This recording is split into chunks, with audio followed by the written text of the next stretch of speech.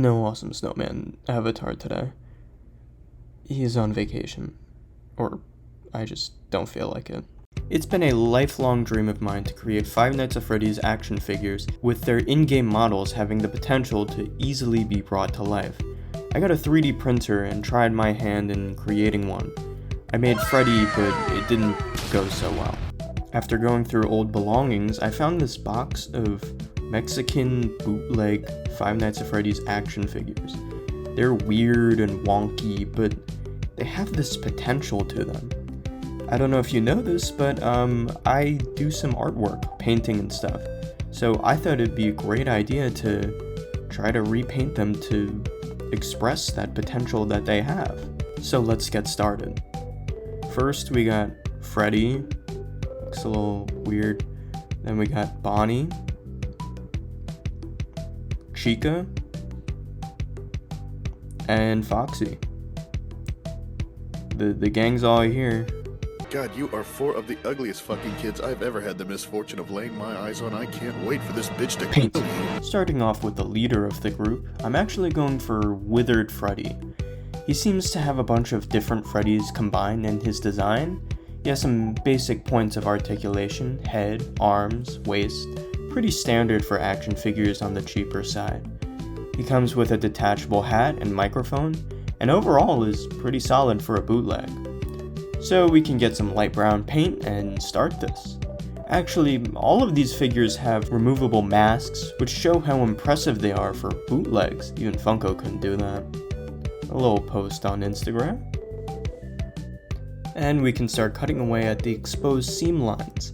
I guess the people manufacturing these guys were in a bit of a rush, so they were probably taken out of the mold, quickly painted, and thrown into the pile. We can sand the rest of the seam lines to make it nice and smooth and hidden.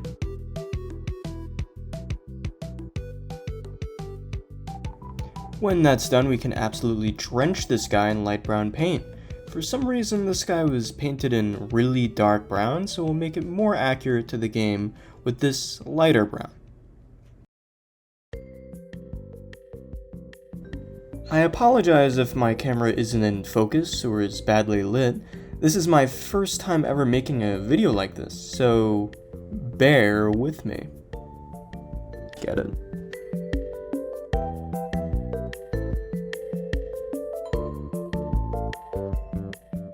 While that dries, we can start working on the hat, cutting the seams and painting it black later, but after that, we can start the lighter tones on the belly and muzzle. We can mix some peach with the light brown and start glomming it on. The belly area was weirdly hard to layer paint on for some reason.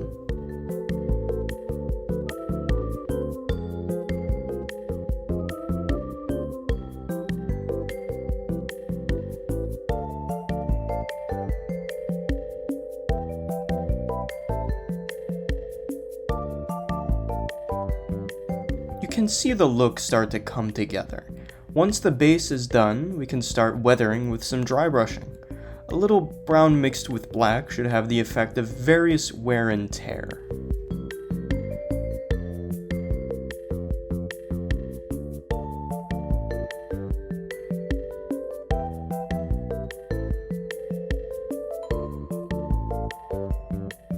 Black for the bow tie and black for all the spaces and holes around his body gives the look for shading and shadows.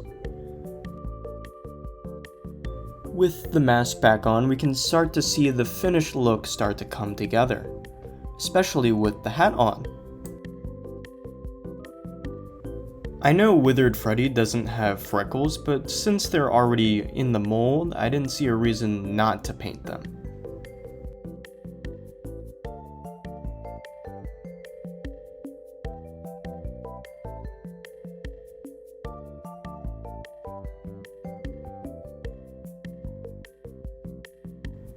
Silver for both the endoskeleton parts and the base of the microphone.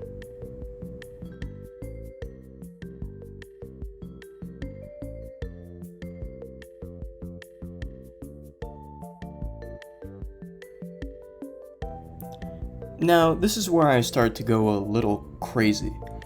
I'm using epoxy putty to fix some damaged details such as his dented eyes, but Also to add details like wires. This is to give the finished product an extra level of quality that you'd never think a repainted bootleg could ever have. While that cures, let's move on to Bonnie. We're going to be making this Withered Bonnie to go with Freddy. Thankfully, this is easier because both the mask and the endoskeleton can be removed to show an endoface similar to Withered Bonnie's. So let's follow the same steps as Freddy, removing the seam lines and popping off his left arm, which was easier than I thought. A quick sand and we can paint him to be navy blue. Everyone always argued over whether Bonnie is blue or purple, and I would like to say that he was always blue because this navy blue does a great job at showing that color ambiguity.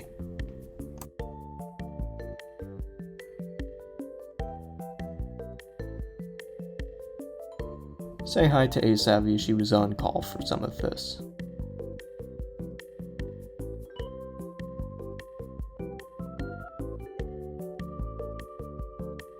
With a mix of a lighter lavender, we can paint on the lighter parts.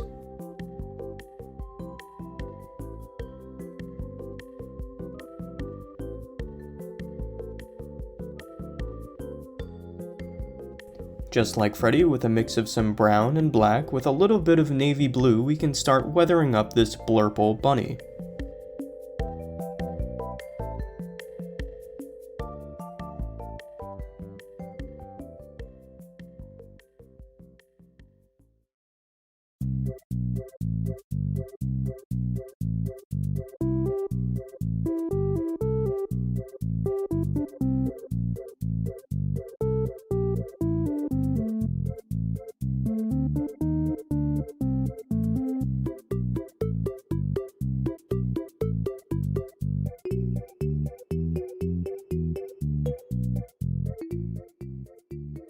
And some silver on the exposed endoskeleton areas.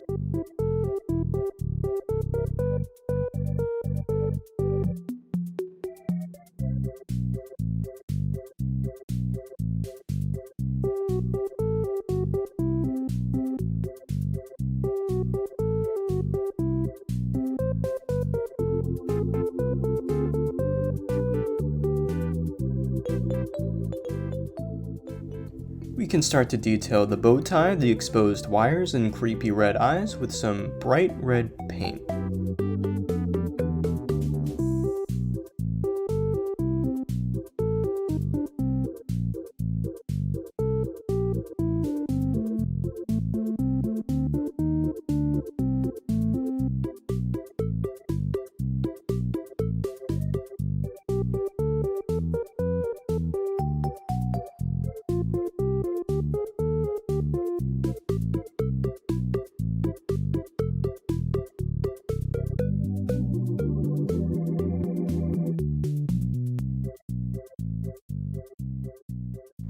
After that, we can get some epoxy putty ready and get ready to create the wires and extra details in the what happened? Oh, hold on. I'm getting a call. Hold on. Hello? What do you mean? What do you mean the camera ran out of footage? It didn't ran out of footage. That's not possible. I only did a few videos. 2 hours? 2 hours of footage? That's not. No. Listen. Obviously, something was wrong with the camera. It ran out of. It didn't run out of footage. I hear what you're saying, but I don't think you're saying what you mean. Yeah, I don't think you hear what I'm saying. You're fired. No, that's what you're saying, but it's not what you mean. What you mean is... You're fired. Play the set list. No, I'm saying it's too late. It's a warning. What planet are you from? So, I think we had some technical difficulties. While we deal with those technical difficulties, our budget has been cut. So, here's some, lesser kind of video. I hope you enjoy while we sort out these technical difficulties. I decided to do the rest off camera, and I'm very happy with the end result. You can clearly see the potential being brought out with a more accurate paint job. Bonnie also came out amazing, and you can see the differences are just night and day. They both look like completely different figures, even with the mask on. So, here's some, Withered Foxy.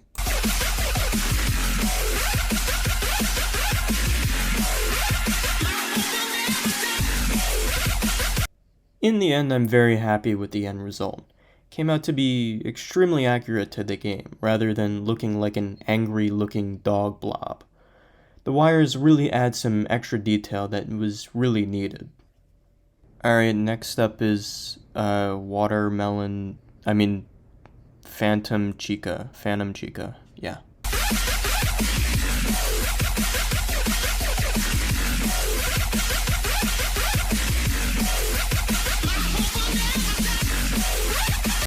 Yet again, my art skills save a figure's sculpt. I think I translated the burn effect from FNAF 3 seamlessly to the figure. Very happy with the end result. Now we can start our next batch with the toy animatronics.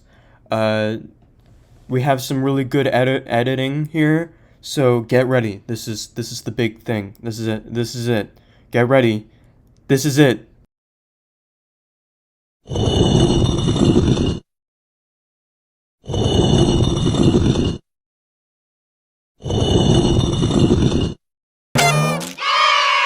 These guys were pretty easy. I loved the gloss varnish I gave them to make the material look different than the others. Really sells the more plastic look. Very good end result.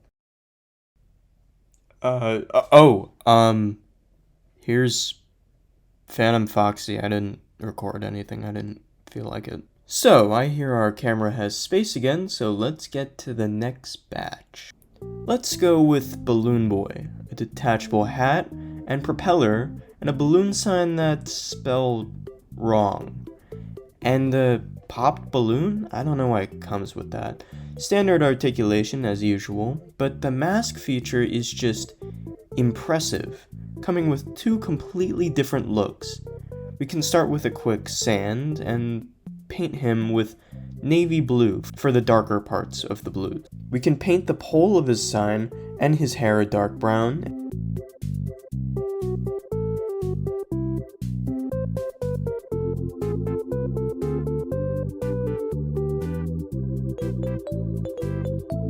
And we can start to highlight the blue parts with a lighter blue all along his body and his hat.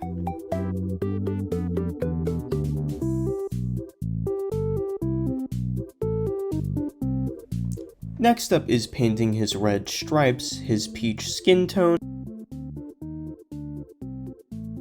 and highlighting all of his red stripes.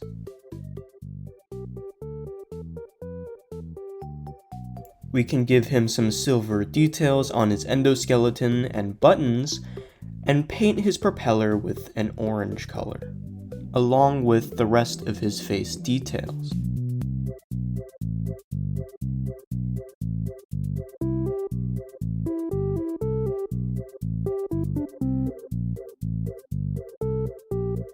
We can give him his big old eyes and glaze him in a glossy varnish. As for this popped balloon, I decided to make him a new one. I'll make his new balloon by making the string he holds onto with a metal wire, and making the bulk of it with tinfoil, and covering it up with epoxy putty. Sanding it and painting it.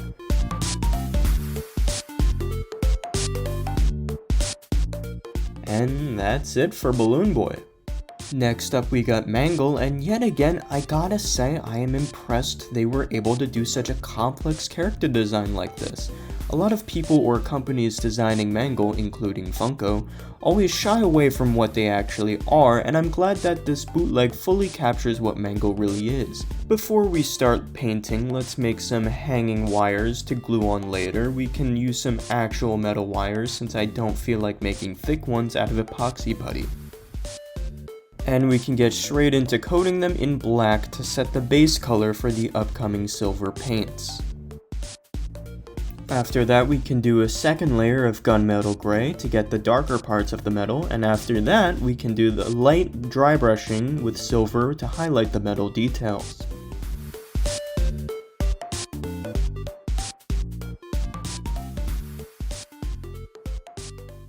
A straight basic white for the animatronic parts, some shading, and some bright pink for the second color.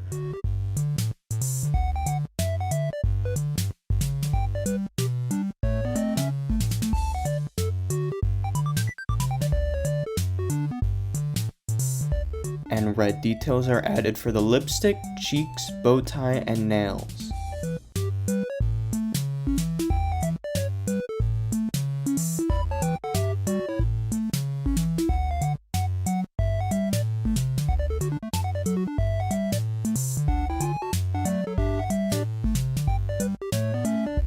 We can paint those bright yellow eyes, glue the wires, give it a glossy varnish off camera, and that's it for the Mangle.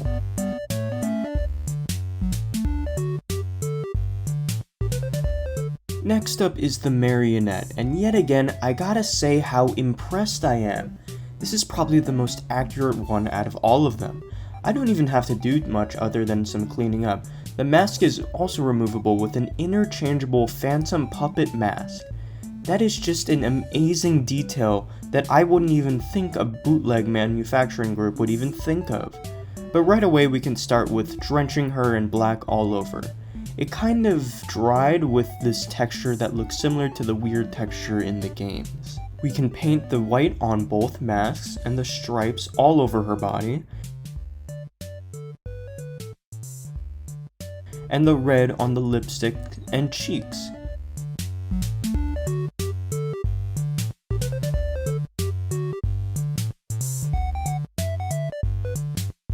With the iconic purple tear lines.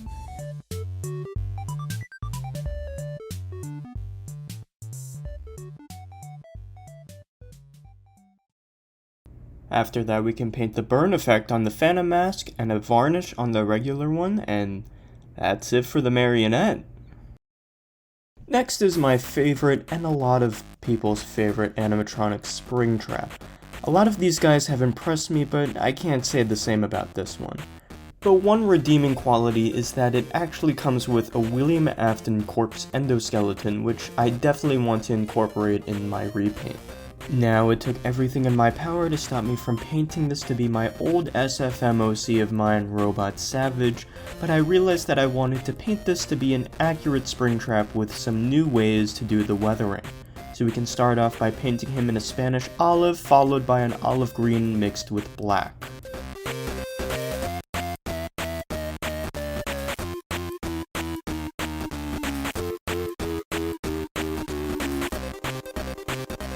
We can use an even darker olive green to make some of the various weathering across his body.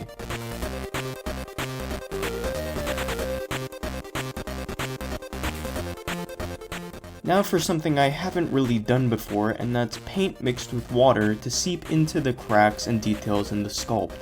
I think it came out great and added a layer of depth that makes it look even more old and ragged.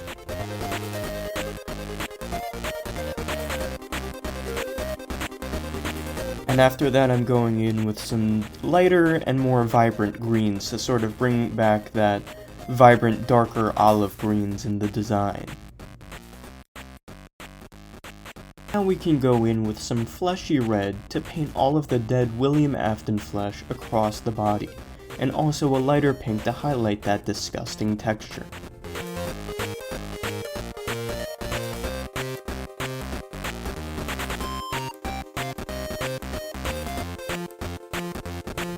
Some silver for the eyes with some detail, and some beige for the teeth.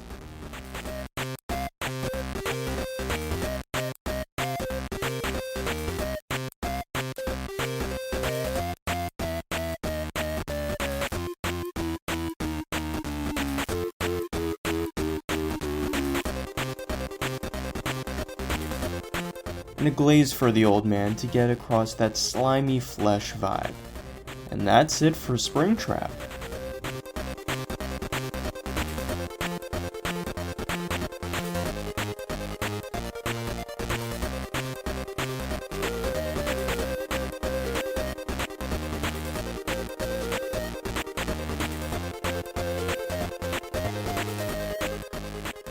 Last on this batch, I have a third Freddy, but he's golden, making it kinda look like Golden Toy Freddy?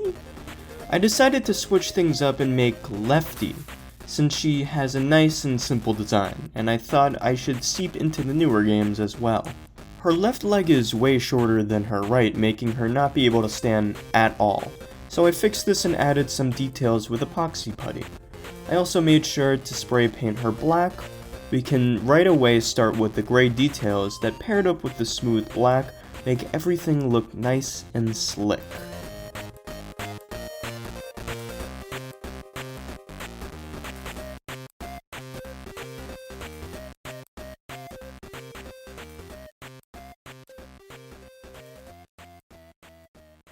Next with the red details and a custom made epoxy putty hat, since it didn't come with one for some reason.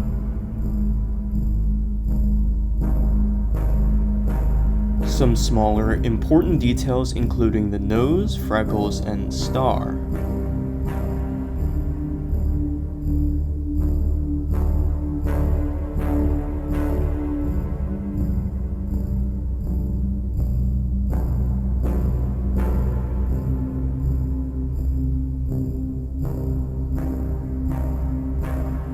The teeth, the two different eyes with the one bright yellow one, and that's it for Lefty.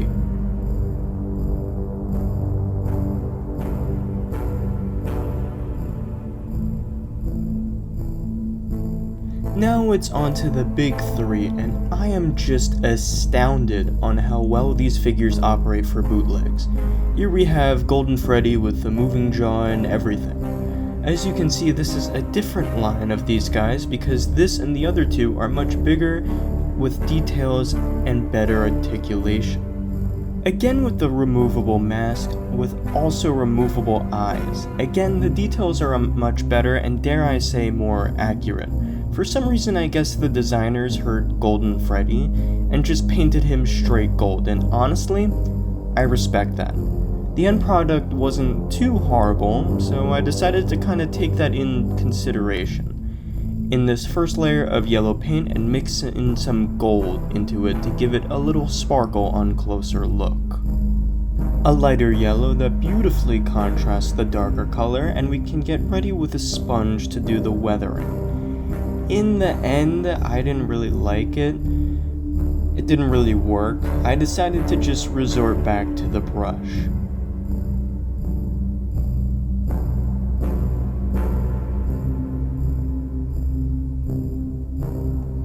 But I also wanted to make this more in line with the first game so we can cut off those top teeth.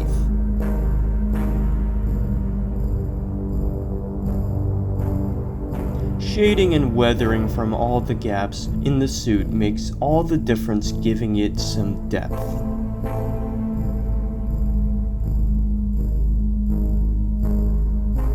We can also paint black all of the details like the nose, freckles, and buttons.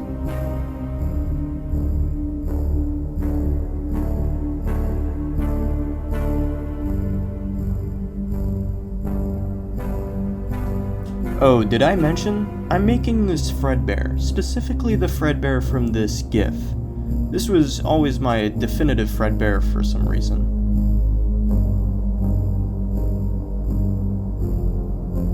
We can paint the endoskeleton and the teeth along with the eyes. A quick glaze for some details, and that's it for Fredbear.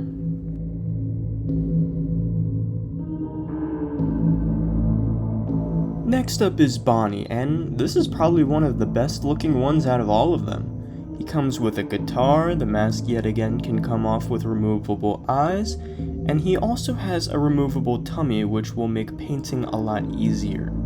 But there's something about his face that seems so game accurate. We'll be painting him blue since I'm going for the movie look. It was hard to layer the blue over this bright magenta color he has.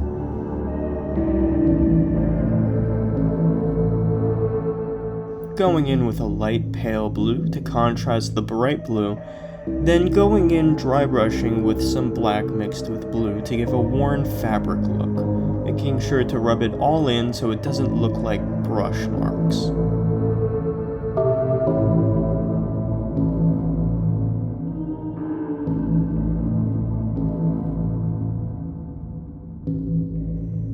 can put some more weathering and shadows between the gaps and paint his nose and other details with black, along with his red bow tie and his red guitar.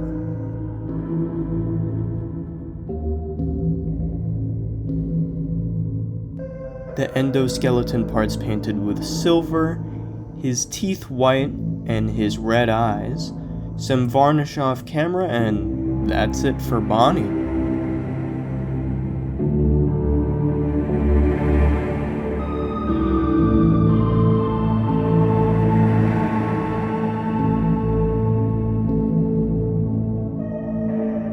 And lastly, the one I was mostly looking forward to, Foxy. This by far takes the cake of the best looking one. For some reason he looks sort of cute, kind of like a furry or something. But the colors and everything scream actual quality. And I never mentioned this, I don't know why I waited until now, but every single one of these guys have these light up effects. I don't really know why. But we can start out with some epoxy putty to make an eye patch. FNAF 1 Foxy or Movie Foxy never really had it open, so I wanted to make it more accurate.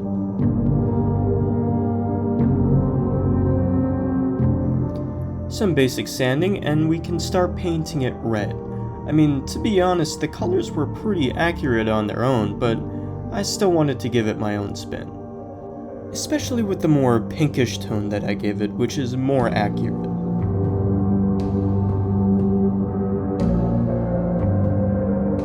A light brown for the pants, and we can start weathering.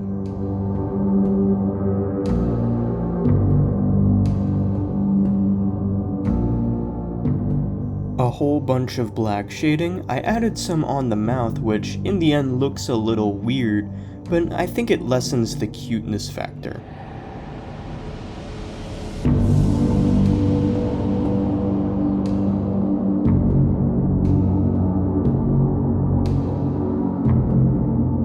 We can add a few details like freckles, his nose, his eye patch, and all of his exposed endoskeleton parts. And finally his teeth. In the movie he doesn't have the gold ones like in the game, but I decided to add them back since they're just so cool and add a lot to his design.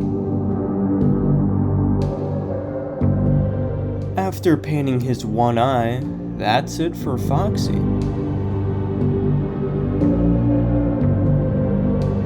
And after that, it's time for the glamour shots.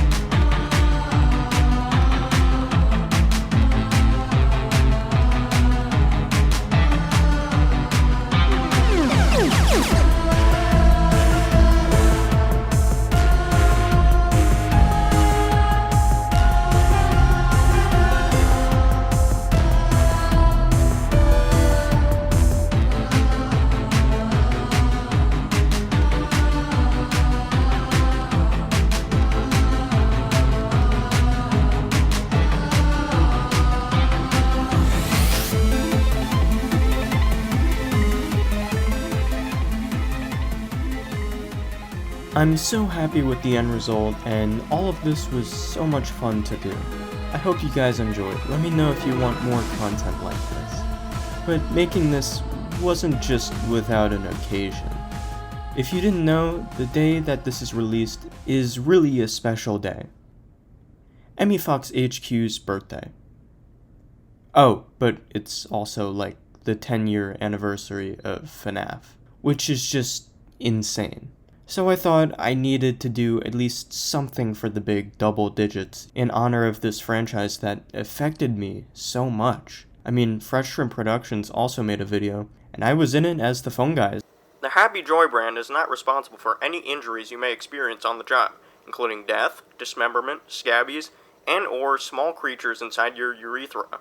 So go check it out. I thought for my decade anniversary video, I'd do what I do best, and that's create. That's what this franchise has made me do a lot, create. But there are no words that I can express about how I feel about this horror game that has affected my life and thousands of other people's lives. This franchise has literally defined who I am as a person today. It has connected me to so many people, and I could never forget that. A silly little clicker horror game with robot animals has changed the lives of so many people. I just can't believe that. It's brought joy and excitement to so many people, and that means a lot. So, to Scott Cawthon, thank you. And thank you for a decade of my life.